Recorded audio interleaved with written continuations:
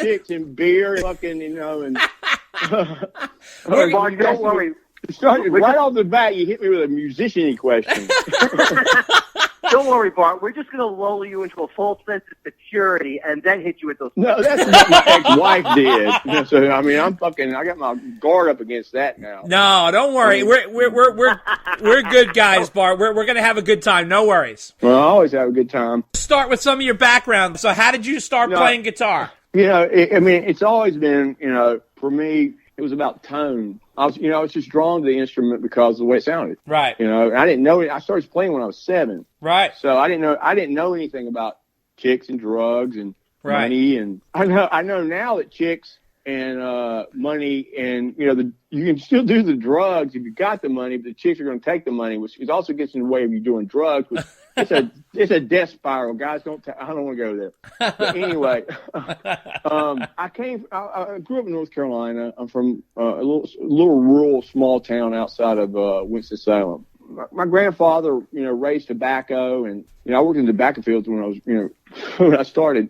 Well, that was one thing that motivated the hell out of me to play guitar really well, is to get the hell out of the tobacco fields. Okay. So, because that's backbreaking work, right? Oh, yeah, it's the hardest work you ever do in your life. You want to solve, any kind of terrorist problem or anything like that, put them out in a damn field of tobacco, and let them prime it, It's what's called priming. But anyway, I was 7, and, there was a guy, my cousin played, but I was really influenced, and mostly I had a great uncle who is actually a pioneer of country music. He was like back in the Carter family era of stuff like, Wildwood Flower, AP and Mother Maybelle Carter. His name was Cecil Campbell, and he was in a band called the Tennessee Ramblers, and he actually was in like early Gene Autry movies and Tex Ritter movies and stuff like that. Okay. He was a bad mofo. He played guitar, mandolin, banjo, lap steel, like those guys, a lot of those guys did back then. And you start playing on radio shows, when he was a kid. Later on in his life, he'd come down to my grandmother's house. I know it sounds kind of cheesy, but, that's how I got my education, my formal education. At first, I would just sit at his feet, and he would teach me stuff, and so a lot of that, my early stuff was really steeped in, rural agro blues and country. Right. Which I'm thankful for. Because he gave me the greatest compliment I ever got in my life after I started playing electric. And I was trying to translate all this stuff. He's like, "Troy, what's that boy playing over? It sounds like old Negro blues." And I was politically correct there, okay? Right, right. I take that to mean I was authentic. Right. Gotcha. And I carry that to my deathbed, right, musically the rest of my life, because I'll never get a greater compliment than that. Then I started taking some lessons, and I really played by ear back then. The kids today, they've got, even when I'm looking at stuff online, there's so many tools, stuff, got all these YouTube videos, people showing how to play, and, tablature, and, all the stuff just right at your fingertips. But back then, you had to play by ear, and you had to, you sit there with a record and ruin the record, scratching it over and over again, trying to pick up, a lick or two. And then later on, it was cassettes. But the one thing that it gave me a real sense of my ear. It developed, and I don't think musicians today have that, because everything's just kind of given to them. They don't have to use their ear for a whole lot. Right. They kind of do, but if you try to get them to, I'm just saying this, and I don't mean to be bagging on any kids that are playing guitar or anything like that today. I applaud all of it. It's just that, sometimes it's a little bit better to sit back and just try to use your ear to train yourself, because, at the end of the day, that's all you got, Right. Even Ed said that. Recently I saw him, he was talking about his amps and stuff like that, because, without Ed's ear, how the hell do you get that guitar sound? It's just, it all starts from there. Right.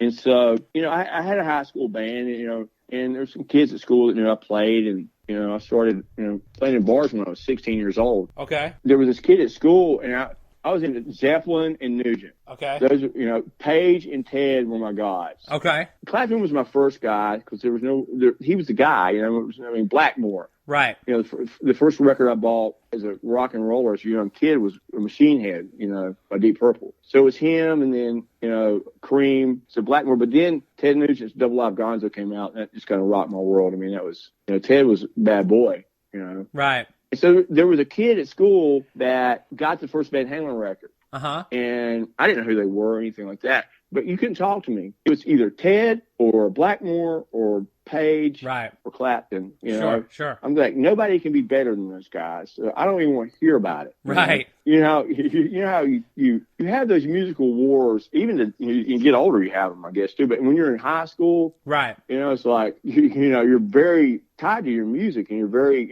strongly associated with it and everything. So he kept saying, "You got to hear this band, Van Halen." I go, "Oh, whatever, man." So he put the cassette in my locker, in my gym locker. Right. We had gym together, and I opened it up, and it fell out, and I took it home, and I'm like, "No, don't." So I'm like, "Oh, that's pretty cool." Then, an eruption came on. Right. Well, if you're a real musician and you're a real Van Halen fan, you know exactly where you were, exactly what you were doing when you first heard that. Sure. I mean, it was so fucking undeniable. At first, I thought it was like he's doing overdubs when he was doing the hammer-on thing, you know? Right. And my life was forever changed at that point. I said, I don't know what I just heard, but I want that. Right.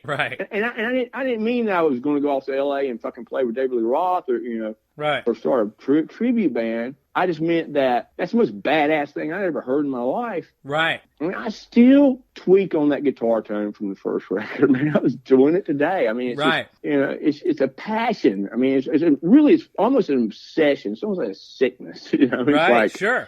There never has been anything like it since, nor there will be ever anything like it ever again. Right. And I say that because, there's defining moments in musical history. And, Van Halen was pretty much a Bach of rock. I mean, he's the 20th century, Bach. Everything about it was just, and you didn't realize it as a kid. I mean, it's like, Van Halen 1, for example, you've got like almost like a tango or a samba with, Jamie's crying, or a rumba, whatever, sure. that kind of thing. Yeah. And then you've got, that high speed shuffle of I'm the One. Right. And you've got some other straight up rock and pop melodies intertwined with this, but the stuff is like, you got, Roth is singing the shit and phrasing it like with the swagger of Sinatra. Right. Right. And which people don't maybe understand about him because, I mean, his phrasing, his blues element. And one thing, I mean, I'll get into the whole day thing because I obviously had a great insight to it. It motivated and moved me in such a way that, I'm like, if I can only get like 2% of that, right, I'd be happy. Yeah. Yeah. Because when those four guys went into Sunset Sound Recorders in May of 78 and laid those tracks down, they did the basics in 1 week. I talked to Dave pretty extensively. You know what I just found? I need to send you guys. Yeah. I was watching this thing online. This guy went into Sunset Sound Recorders. He was a producer where he brought this kid band in, and they played Van Halen 1, basically kind of on the same kind of setup and gear. And he had like the original track sheet setups for Van Halen 1. Wow. Oh, wow. I don't know how technical you guys are with recording and all that kind of stuff, but yeah, there's some stuff that I found out about it I didn't know, and I consider myself a freaking connoisseur. I didn't know it was a chamber. It wasn't a plate reverb in there that Ed's guitar reverb was. Wow. And so I ended up going to college, or I was enrolled in college. I had a double major, kegs and legs. Nice. At East Carolina University. And then I went on the road with a band when I was 19 for, as a circuit band, Southeast. I got my chops there, 5 sets a night playing, the current hits of the day. But, I found out that there was this place called Los Angeles where shit happened. And there was a guitar institute out there, which I needed to go to. I just wanted to be a better guitar player. So I dropped out of college and I went to Musicians Institute, GIT, in 1985. Was only going for 1 year and ended up staying 20. Graduated from there and got, real formal music education. And so this kind of cuts to the chase of where I met Ralph. So I was in a bunch of different hair metal bands back in the 80s, and grunge hit. Mm-hmm. And Nirvana record came out in September of 91. Right. And somebody, might as well have dropped a fucking neutron bomb on the Sunset Strip. Right. And, I mean, it just, decimated, all the hair bands. I mean, it had agenda. So my band had just, gotten signed to a Japanese label. And we released one record, and they wanted to do another one. Mm-hmm. So this was like 92, 93, somewhere in there. What was the name of the band? I love to say it because I'm not very happy with the first record. I don't want people looking it up. But the name of the band was Lancia, Lancia is the name of the lead singer. Last name of the lead singer. Lanci? Lancia, like the car. Lancia. Lancia. Gotcha. Okay. And don't ever name your band after somebody in it. Yeah. Ask David Lee Roth about that. There you go. I mean, Van Halen was his idea. Oops. Yep, exactly.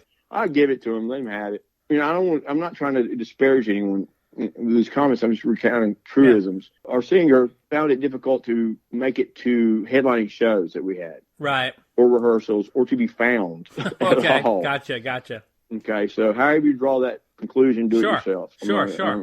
So I'm like, oh, fuck, here I am again, fucking staring at my fucking feet and my guitar. Got to go find a fucking another singer. Right. So my whole life has just been one travesty of one singer after another. Right. The bane, guitar players, bane of our existence. Lead singers, and they feel the same way. I can speak volumes on that. But we do what they can't do, and they do what we can't do. So right. we need each other, but we hate each other because we're jealous of what the other one's talent is or whatever. And if anybody ever tells you anything different, they're fucking lying. Right. Okay. and I was good friends with the guys in Paul Gilbert's band, Racer X, and they had just broken up, and they auditioned some guys, and they got John Corabi from it was before Motley Crue. That's how Motley Crue found it in a band called The Scream. And Paul Gilbert's band was called Racer X. And, I don't know if you know about that or not. But I used to live with those guys, and I used to hang around them. They're dear friends of mine. So I called them up. They had